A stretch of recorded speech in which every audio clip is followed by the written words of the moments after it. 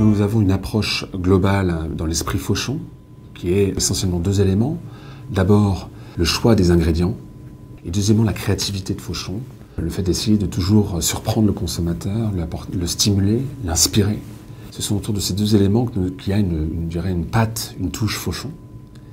Il faut savoir qu'aujourd'hui, à peu près 80% du chiffre d'affaires au Japon repose sur des développements locaux, sur de nombreuses catégories comme la boulangerie et la pâtisserie. Certaines de ces recettes, d'ailleurs, ont été développées au Japon et ont été réexportées en France.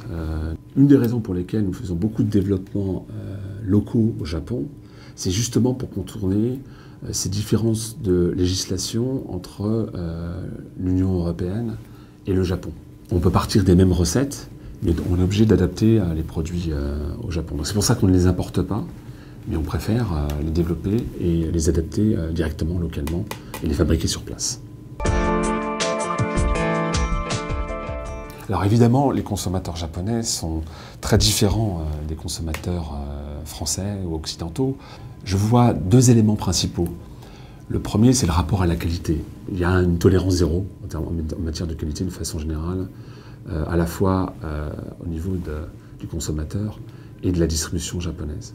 Le deuxième élément, c'est l'importance du visuel, de l'aspect visuel des produits pour le consommateur japonais, qui se traduit par deux choses. D'abord, l'importance du kawaii, c'est-à-dire qu'un produit qui procure une émotion. Alors le kawaii, on traduit souvent par mignon, mais en fait, étymologiquement, kawaii, ça veut dire qu'on peut aimer, ça veut dire adorable, au sens étymologique du terme, c'est-à-dire c'est un produit qui procure une émotion. Et donc l'aspect visuel du produit, le fait qu'il touche au cœur, est très très important.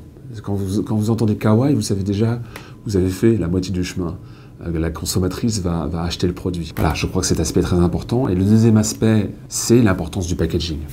Quand vous allez notamment dans les grands magasins, ce qui est assez fascinant, c'est de voir la façon dont les produits sont emballés. Et ça, c'est évidemment très important. À la fois parce que justement, ça rend le produit encore plus kawaii.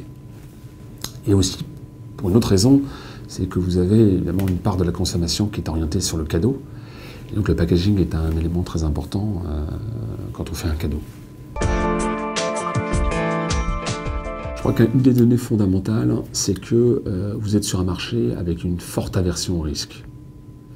Les Japonais ne font pas tout de suite confiance aux gens, en général, et aux marques en particulier.